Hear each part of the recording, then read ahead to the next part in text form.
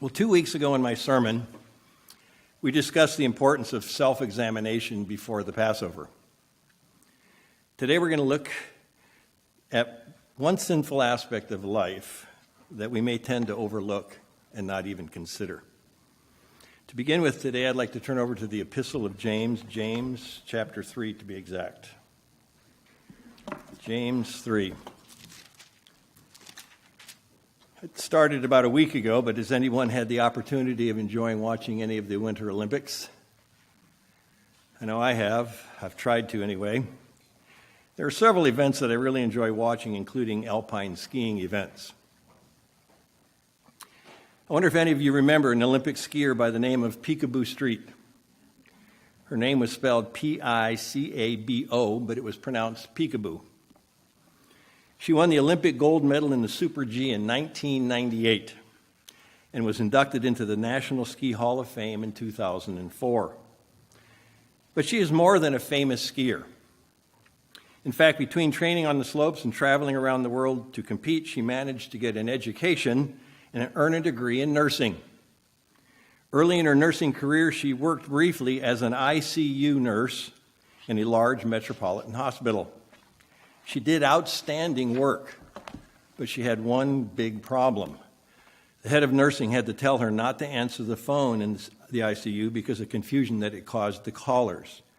Callers would be connected to the ICU and hear Peekaboo say in her best professional voice, "Peekaboo, ICU."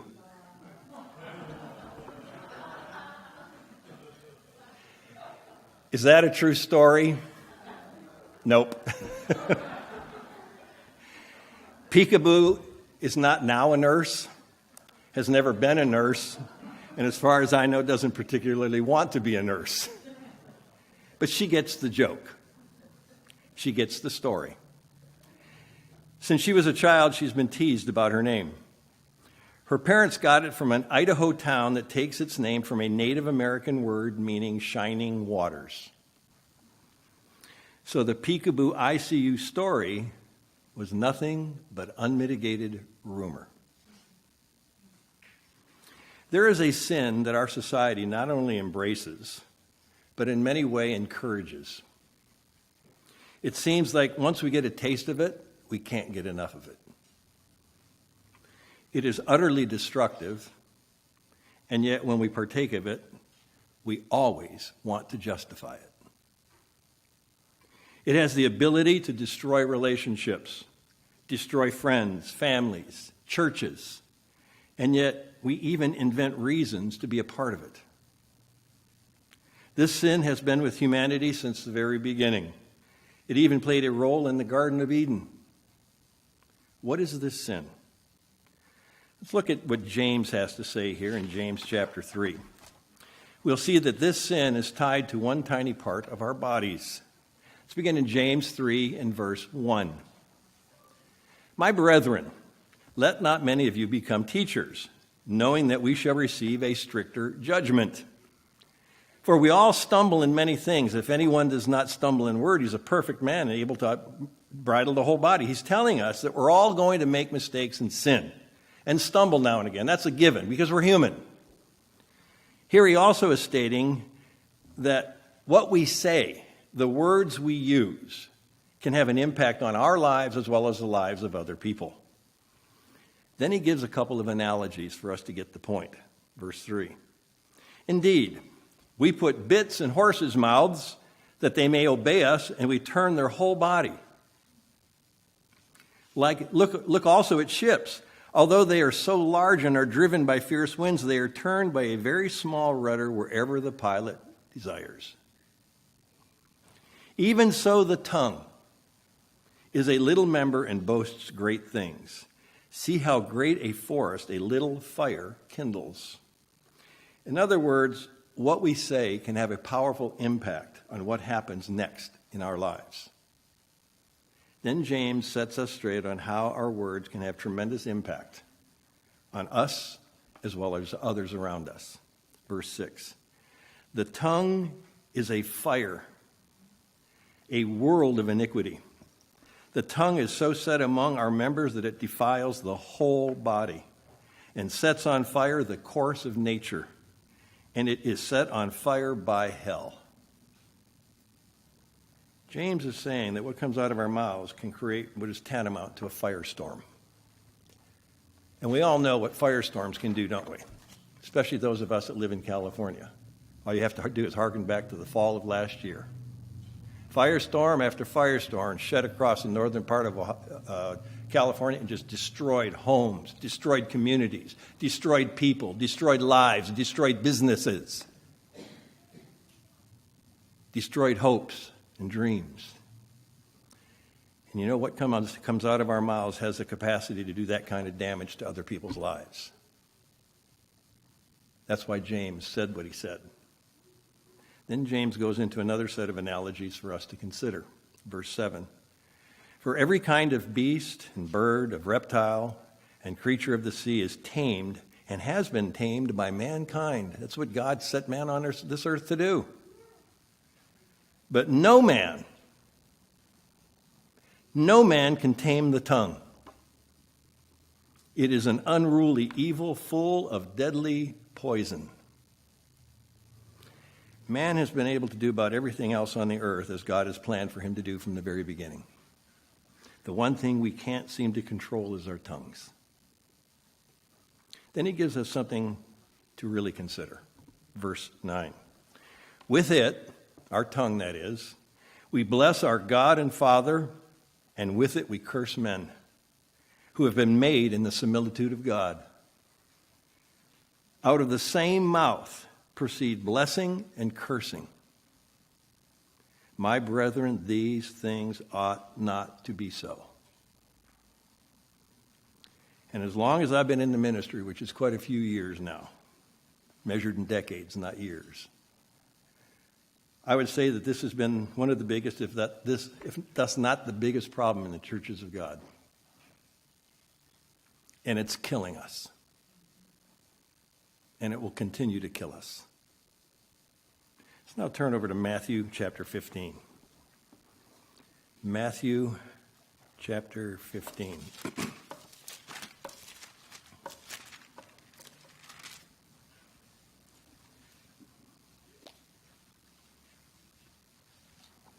Here in Matthew 15 is where the Pharisees were condemning Christ's disciples for not washing their hands before they ate bread or food. In his response, Jesus went on to say that the Pharisees were total hypocrites, talking out of one side of their mouth and doing something else differently. He explained that what and how things went into one's mouth is really not the issue. The real problem is what comes out of the mouth. Listen to how Christ explains it.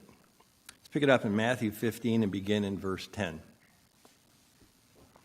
When he had called the multitude to himself, he said to them, "Hear and understand. Not what goes into the mouth defiles a man, but what comes out of the mouth, this defiles a man." Then his disciples came and said to him, "Do you know that the Pharisees were offended when they heard this saying?" See, the disciples were always unnerved at times by the Pharisees because they knew how much power and authority the Pharisees had over the lives of people that were Jews. And they were afraid of them. But he answered them in verse 13, he said, "Every plant which my heavenly Father has not planted will be uprooted. Let them alone. They are blind leaders of the blind. And if the blind leads the blind, both of them will fall into a ditch." In other words, these Pharisees are not responding to God the Father. They're responding to themselves. Man-made rules and regulations to put control over the people that they had authority over. Again, hypocrites. Then Peter answered and said to him, "Explain this parable to us." So Jesus said, "Are you also still without understanding? Don't you get it yet? Do you not understand that whatever enters the mouth goes into the stomach and then is eliminated? Don't you get that about life? This is the basic premise of life. But those things which proceed out of the mouth come from the heart, and they defile a man. For out of the heart proceeds evil thoughts, murders, adulteries, fornications, thefts, false witness, blasphemies. These are the things which defile a man. But to eat with unwashed hands does not defile a man. And some of the evil things that can come out of our mouths are rumors, peekaboo, ICU, gossip, murmuring, complaining, grumbling, accusing, comparing notes on someone or something with somebody else. Maybe we're just trying to get the quote-unquote skinny on somebody or something, or the scoop on somebody or something, so we go to somebody else and try to get it from them. If we disapprove of something that was said or something that was done, we want to find others who agree with us so we can talk about it. We've all done it. And some of us continue to do it. We've done it so much and for so long, we see absolutely nothing wrong with it. But you know what?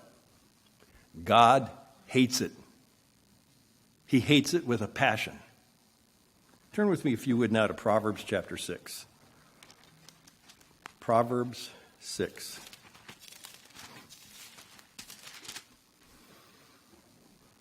You know, even if it's the truth that we are spreading, if it can hurt or cause damage to anyone else, it should not be repeated. The bottom line is that any form of gossip will eventually cause division within a relationship, especially in a congregation. And we're going to see that God hates this more than just about anything else that has ever existed. All we need to do is look at Proverbs 6. As we will see, the Proverbs are chock full, from cover to cover, full of advice about gossiping, tale-bearing, whispering. They all mean the same thing, biblically. All meaning that in evil coming out of our mouths. As we have seen, Jesus Christ talked about it and he condemned it. James talked about it and condemned it. We'll also see that Peter and Paul address the same subject and they condemn it. Solomon really hits home with it here in Proverbs chapter 6. Let's begin in Proverbs 6 and verse 12. A worthless person, a wicked man, walks with a perverse mouth. It all starts with his mouth, and guess what comes out? The abundance of what's in his heart. People don't say things that they don't feel in their heart. He winks with his eyes, he shuffles his feet, he points his fingers, always pointing it out to somebody else. Perversity is in his heart. He devises evil continually. He sows discord intentionally.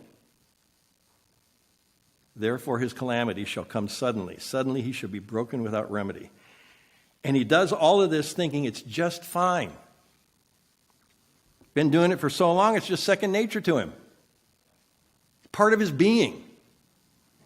But you know, as we just read in verse 15, eventually, they're going to have to pay the price because of all the damage that they've done.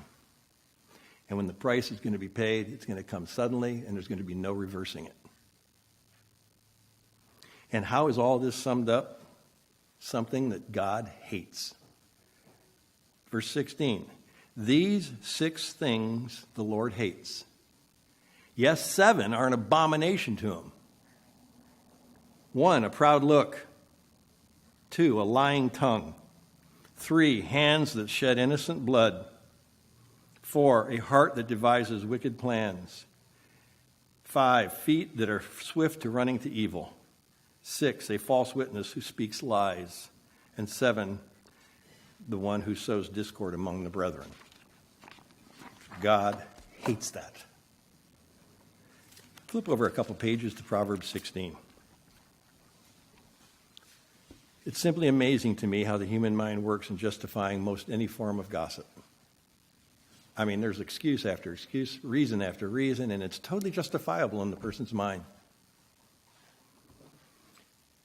Especially when we're talking about someone who has done or said something that we think is wrong, or maybe even perceived as a sin.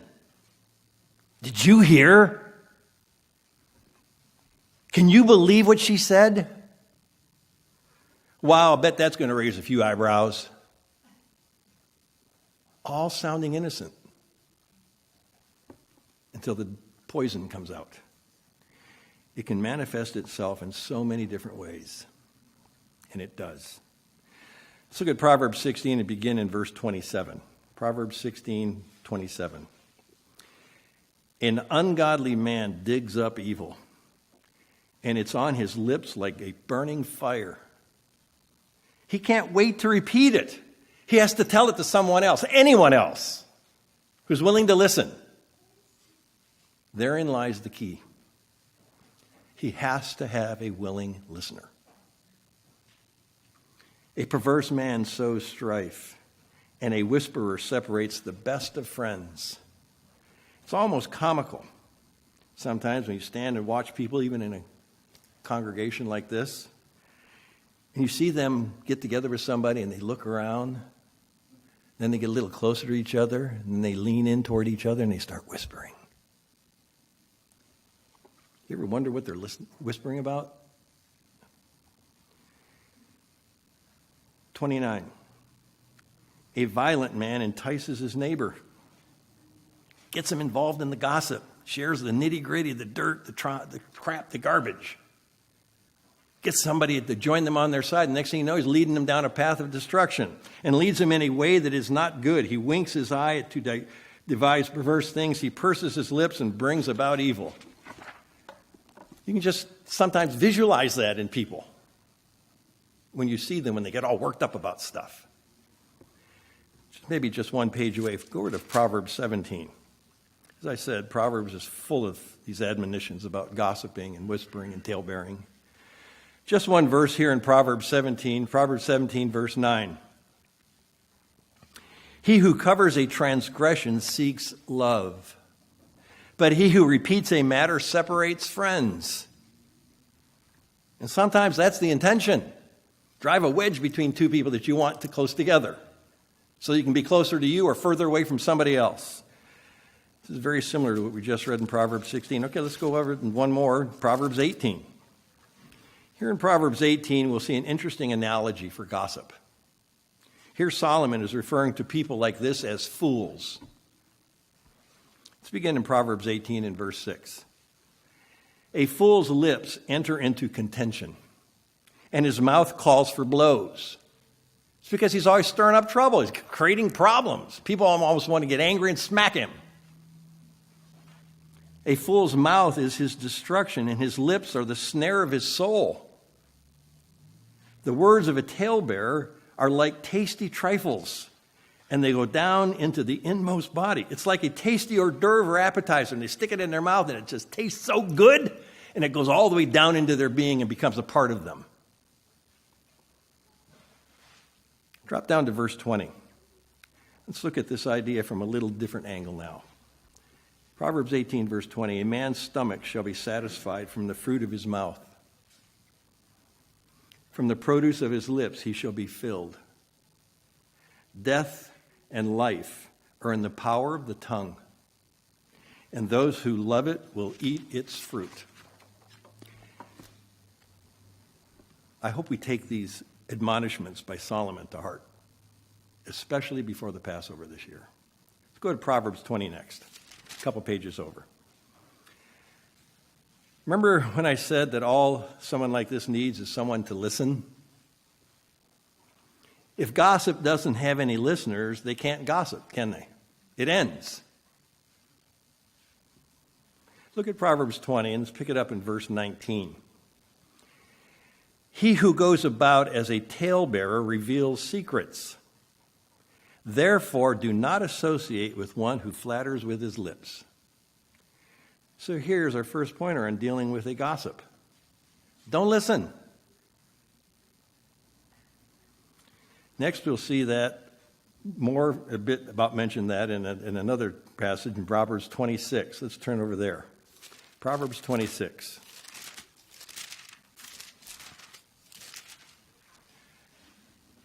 This Proverbs 26 is one of the Proverbs of Solomon that King Hezekiah of Judah copied. It became a part of the Proverbs. Here in Proverbs 26, we'll see how to stop a gossip, as well as why it is readily acceptable by some people, as we just read. It's a bit similar to what we read in Proverbs 18 just a second ago. Let's begin in Proverbs 26 and verse 20. Where there is no wood, the fire goes out. We all know that, don't we? And where there is no talebearer, strife ceases. As charcoal is to burning coals and wood to fire, so is a contentious man to kindle strife. The words of a talebearer are like tasty trifles, and they go down into the inmost body. A repeat of what we just read. Just as if there's no fire, the fire goes out. If there's no listener, the gossip fizzles out. And that's what needs to happen. Let's next go to the book, the New Testament. Let's go to 1 Thessalonians 4. 1 Thessalonians chapter 4. Let's get Paul's take on our subject here today. Here in 1 Thessalonians 4, Paul is commending the brethren for their acts of service and their love toward one another. He tells them to increase in these things, but then he gives them an admonition about how they should be living their lives on a day-to-day basis. And what he mentions here, one thing that he mentions, is very apropos for today's sermon. Let's begin in 1 Thessalonians 4 and verse 9. But concerning brotherly love, you have no need that I should write to you. For you yourselves are taught by God to love one another. And indeed, you do so toward all the brethren who are in all Macedonia. But we urge you, brethren, that you increase more and more. In other words, don't stand on your laurels. Keep getting better at it. Becoming a better Christian, a more loving, a more caring, a more giving. Then I love this next statement that Paul makes. It's been one of my favorite quotes from the Bible. Verse 11. Then you also aspire to lead a quiet life, to mind your own business, and to work with your own hands as we commanded you, that you may walk properly toward those who are outside, and that you may lack nothing. Let's go to Romans 1 next. What a great piece of advice for all of us. Mind your own business. We have plenty to do in each and every one of our own lives than to be worried about what everybody else needs to do to get better. Jesus Christ talked a lot about that, especially on the Sermon on the Mount. He said, pay attention to you. Fix you. Don't worry about everybody else, even if they offend you. We'll see next that Paul lumps this whole idea of gossiping into a really nasty bunch of sins. So if anybody's thinking that this isn't that big of a deal, you're going to think twice after we read this next thing.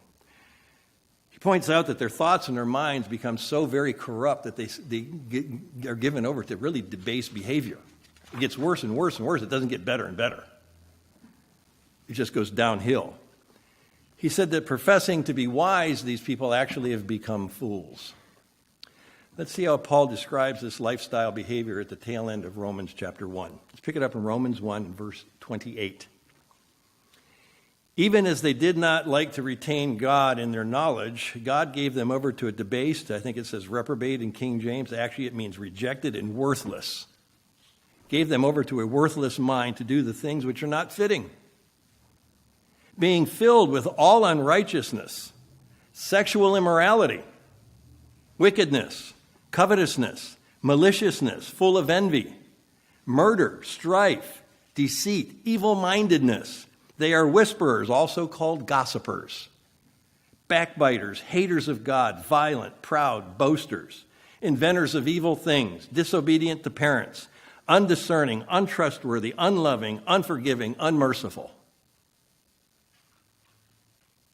And gossip's right there in the middle. That's a pretty nasty list, wouldn't you say? See, most of us read through that passage of Scripture. Well, I don't murder. I'm not full of envy. I'm not malicious. I don't covet anything. I don't hate God. We go to all the ones that are pretty obvious that we know we don't do. Every single person in this room that's old enough to have thought it is guilty of this. So we see that the whisperers, gossips, talebearers are lumped together with some pretty ugly behavior. And no wonder, because God said he hates this kind of behavior. Because it not only does damage to the person, it does damage to people around him or her. So we get ready to wrap it up today. Let's turn to Ephesians chapter 4.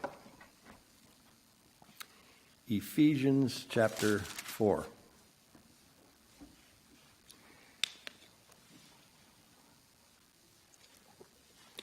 Do you ever stop and think about why people seem to be so readily able to fall into the gossip trap?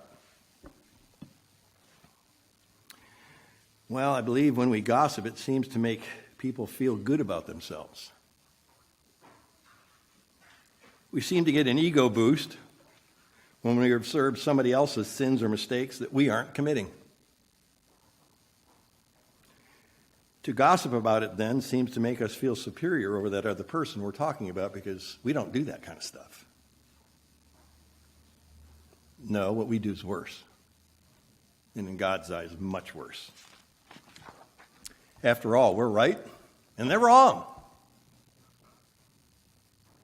We want others then to side with us, so we must tell our side of the story to win them over. Then our friends repeat the story to their friends, and on it goes until it becomes real. Folks, this type of behavior has to stop, especially if we intend to take the Passover in a worthy manner. Paul tells us here in Ephesians 4 how we should behave in this regard. Let's begin in Ephesians 4 and verse 29. Let no corrupt word proceed out of your mouth, but what is good for necessary edification, that it may impart grace to the hearers.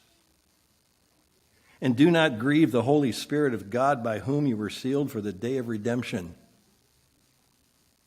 Let all bitterness, wrath, anger, clamor, and evil speaking be put away from you with all malice. And be kind to one another, tender-hearted, forgiving one another, even as God in Christ forgave you. Before we close today, I have a poem I found that discusses the subject of gossip. The author is unknown, but it really hits the nail on the head. After the poem, I have an exercise that can help all of us stop the rumor mill and the gossip trap dead. The title of the poem is Nobody's Friend. My name is Gossip. I have no respect for justice. I maim without killing. I break hearts and ruin lives. I am cunning and malicious and gather strength with age. The more I am quoted, the more I am believed. I flourish at every level of society. My victims are helpless. They cannot protect themselves against me because I have no name and no face. They track me down. To track me down is impossible. The harder you try, the more elusive I become. I am nobody's friend. Once I tarnish a reputation, it is never the same. I topple governments and ruin marriages. I ruin careers and cause sleepless nights, heartache, and indigestion.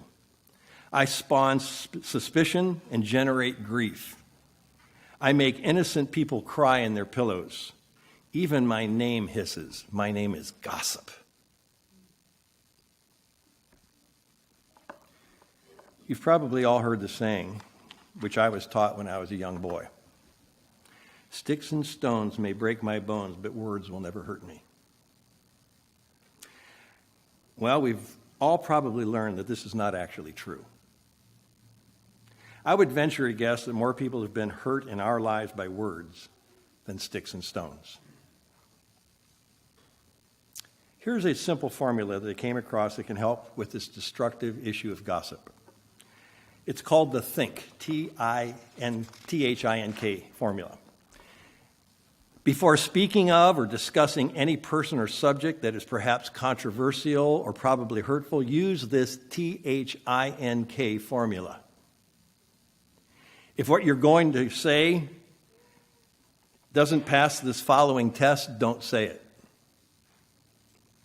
T, is it true? H, is it helpful? I, is it inspiring? N, is it necessary? And K, is it kind? If all of the answers are not yes, it would be best to keep our mouths shut and never repeat it and never listen to it. If someone else brings it to you and it doesn't pass this test, tell them you have no interest in discussing it any further. If they won't listen, be rude. As I said before, this sort of thing has to stop. And God hates it. Sticks and stones may break my bones, but words can definitely kill me. Have a great Sabbath.